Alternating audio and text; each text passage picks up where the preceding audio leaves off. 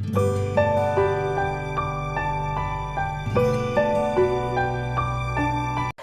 there, my name is Pamela Oakes, and I have been taking care of the goats for Charlene. I want to do a little goat splaining before I let you see the batch, but goats are some of the smallest ruminants, which is just a big fancy word for they have multiple stomachs and they chew their cud. And they're some of the smallest ones, and along with sheep, and they love to eat. They are eating machines. There are several different breeds of sheep. The ones that we have here are called Kikos and Savannah Mix, and they are supposed to be more resistant to intestinal parasites than other sheep. And so here we go. Let me show you the batch. And he has, you can see that we have a string on the gate. That's because he has figured out how to slide that little latch up. He's been licking right here, trying to get that latch to come up to open that gate. And he is nice and friendly. Yeah. And then there's the blue in the back. The blue roan in the back. She's munching. A little bitty in the front. And then we got some more over here. Look, there he goes. Look, there he goes. Look. Oh, here. Oh, shit, he quit. Watch it. Look. See? He's figured out how to raise the latch. He gets it about halfway. Yeah, Mr. Smarty Pants right there. They're nice and friendly. Come on, baby. Come on.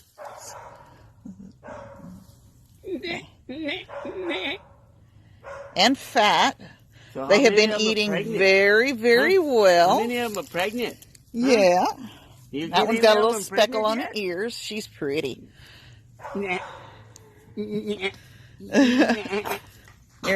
There's one with a little hurt foot, and we've been watching it. I think it's this one right here, but I'm not sure.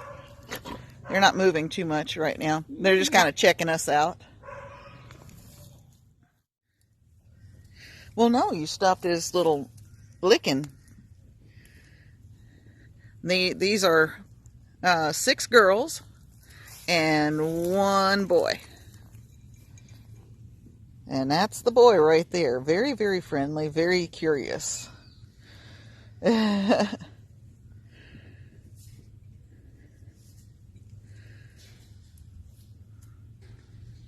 will come up to you once they're calmed down. And they will mess with you.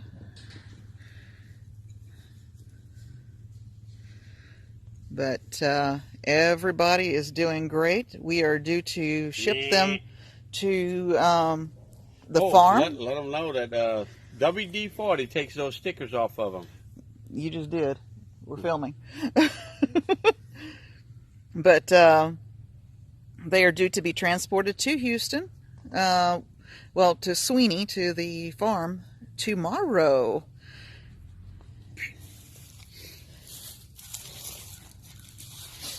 That's going to be a big trip for them. All right. Happy Thanksgiving, guys.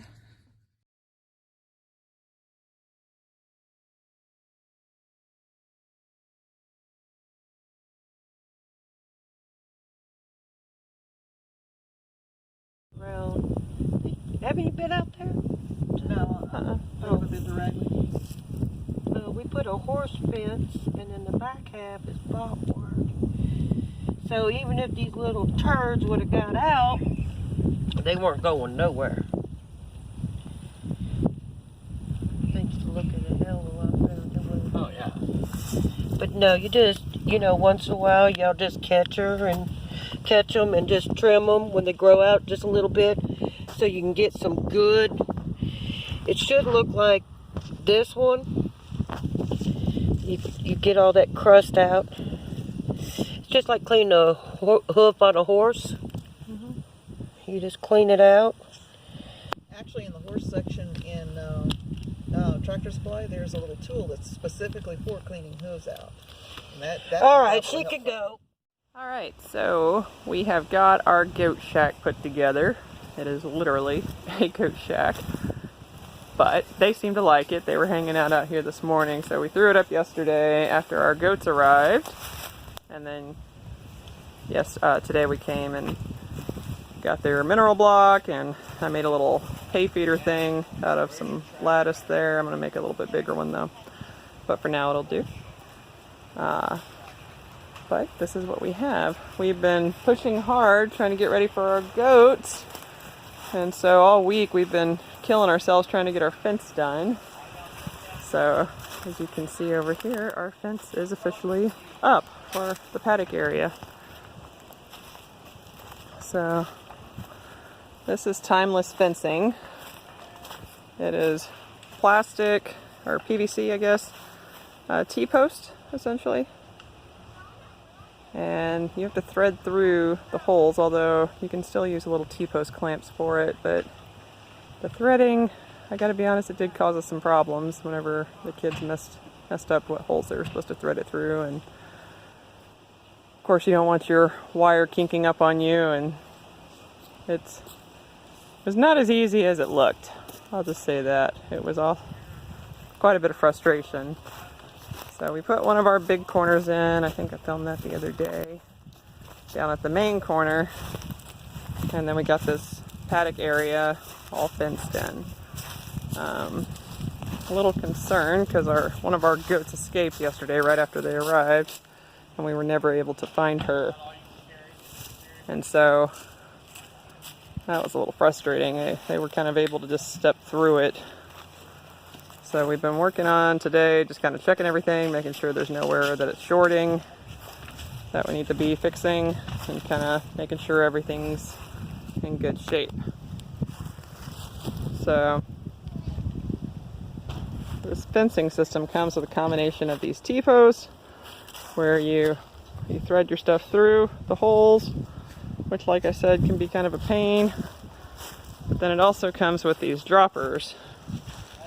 And these droppers, I mean, I guess your fence should be tighter, although we've got it awfully tight already. And the droppers are supposed to hang on there, but I had issues with it kept popping out, so I ended up just putting some zip ties on there to keep the wire spaced the way that I wanted them. So that's working for me, and it doesn't short out my electrical fencing, so it keeps the wires where they need to be, keeps the dropper upright, because that's the other issue I had was that's how the goat got away. She came up and she just kind of pushed her head against it, and it tilted diagonal and gave her the opening she needed to just step through and take off on us. And we chased her, and we have no idea where she is. So she's gone like the wind. But I think our fencing's in good shape at this point. I made a little makeshift gate down there, but it's kind of sad, so I don't really want to show that. But this has been a big project. It's been a lot harder than I expected.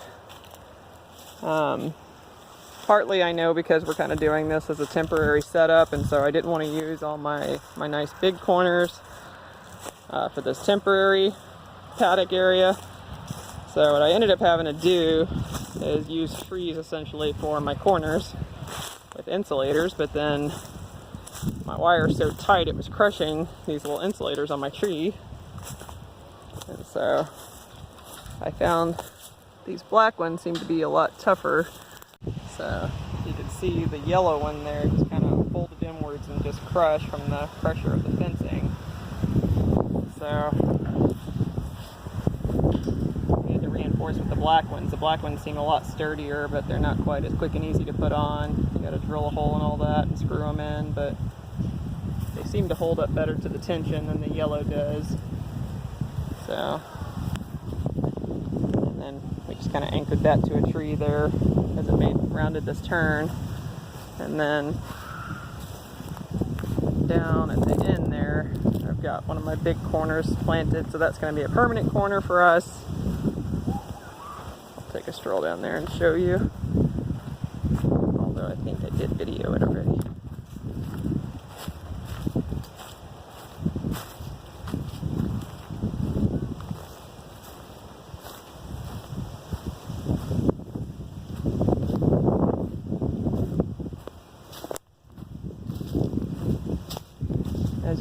have come through today with all these droppers and added these zip ties, and that seems to be making a big difference. So honestly, I kind of wish I'd space these T-posts. Their website said I could space them 50 feet or more apart and use the droppers to maintain line spacing on those intervals. But honestly, I wish I'd just gone with all T-posts and not mess with the droppers. I think that would have made for a much more secure fence. So I may end up going back and ordering more of the T-posts. The other thing I would say, these corner posts are expensive. They definitely are solid. They're difficult though to get the wire to thread through, so I don't know if I did something wrong. These angle posts have holes drilled through them, so I was assuming that you're supposed to thread the wire through there. Also threaded it on the other side over here. And then trying not to get shocked along the back side over here. I'm not sure how well you can see. So that's how we did it.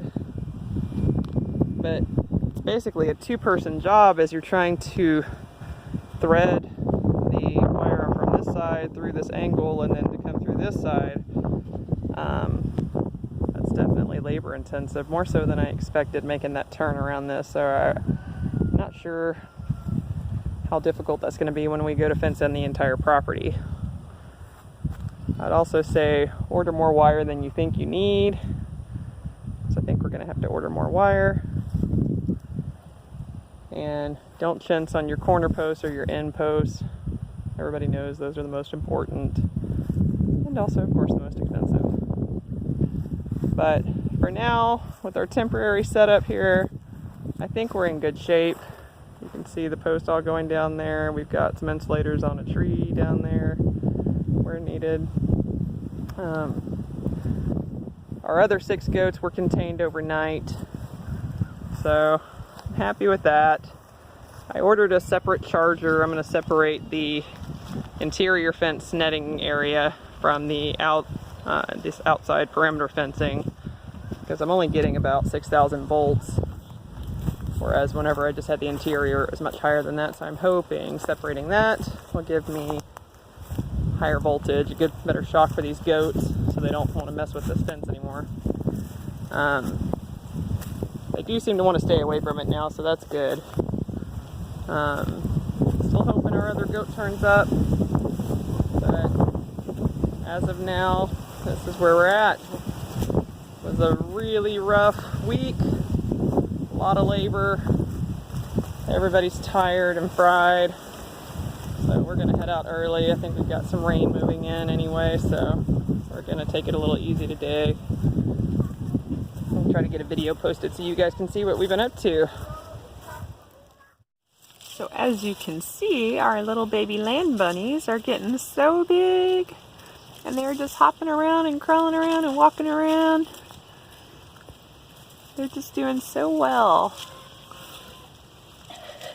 There's 3 babies, and we got another baby over here hiding. So the black and white ones are still the smallest one, like their daddy. I think they're going to be small like their daddy, and the 2 solid black ones I think are going to be big like their mama. Here's mama coming over, checking on things. Did Oreo put him there? So, but the babies are doing great, and they're getting so big. Their eyes are all open out here, and they're just all over the place. Gentle. Put them down. Put it all the way So through they're there. doing great. And super cute, of course. So we're gonna leave them be and go work on our projects for the day.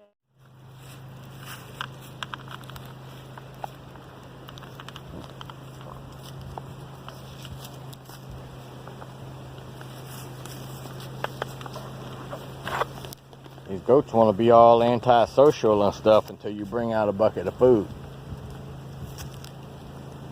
Then they're like, oh, hey there, friend.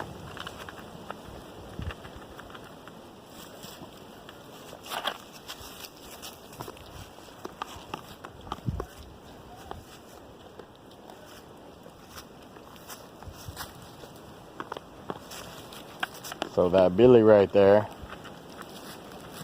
trying to push everybody out the way.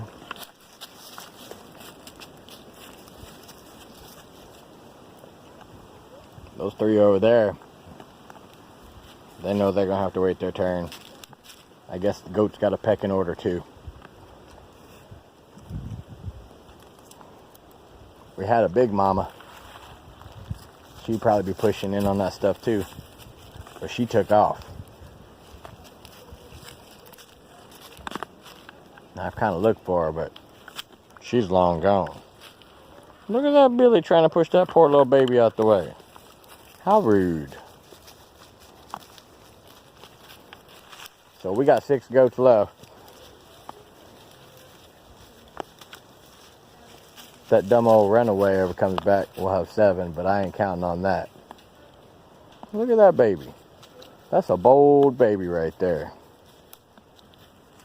All them other goats. That baby's like, I'm gonna eat me some food. Y'all see that baby goat? I guess they had enough. But that's as social as they've been since they got here. There's some antisocial goats. But judging from their hooves when they got here, looks like they haven't had a whole lot of interaction at all. Because their hooves were bad. But we had some family come over and help deliver them and clean their hooves up. They've been doing alright. These 6 have anyways. That dumb old runaway, not so much. But we'll see.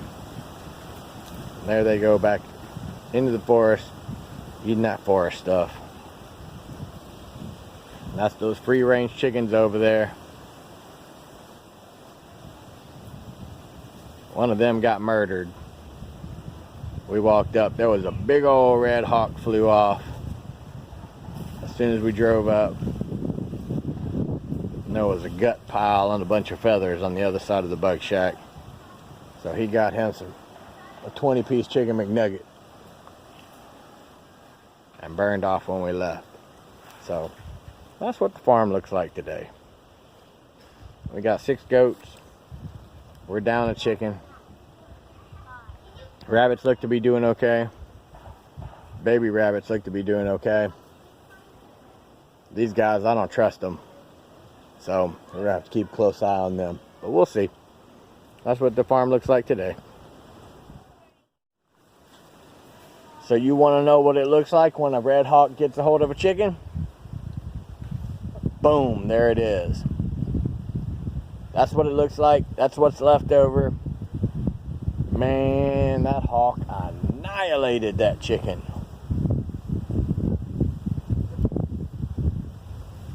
When we drove up, I saw that hawk fly off. Man, he had a big old wingspan. That was a big old hawk. Made straight up murder out of that poor little chicken. We knew we were going to have some losses out here. That's what it looks like right there. Murder. I'm not going to move that gut pile though, because I want that hawk to finish eating the rest of this guy before he comes out and tries to kill another. We'll see. But there's your chicken murder scene for the day.